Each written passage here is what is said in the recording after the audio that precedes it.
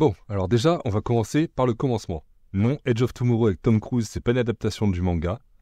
Le film et le manga sont sortis en 2014 en même temps. Les deux œuvres sont une adaptation du light novel All You Need Is Kill de Hiroshi Sakurasaka, sorti en 2004 au Japon, en 2014 chez nous, donc ça fait une grosse année pour ce titre dans l'Hexagone. Faisons un petit tour maintenant du côté du film 6. Alors, dans le futur, la Terre est en guerre contre des Mimics, une espèce extraterrestre qui est déterminée à en finir avec l'humanité. Pour les contrer, l'humanité a mis au point une armure de combat permettant de rééquilibrer les forces, sur le papier en tout cas. Parce que l'humanité subit échec sur échec et il ne reste plus que quelques îlots de résistance humaine sur notre bonne vieille Terre. La seule lueur d'espoir réside en Rita Vrataski, alias Full Metal Bitch, qui malgré sa jeunesse, elle n'a que 19 ans, est à la tête de la force de défense des États-Unis, qui est chargée de défendre le Japon des Mimics. C'est dans ce joyeux contexte que nous suivons Kenji Kiriya, une jeune recrue qui s'apprête à partir au combat.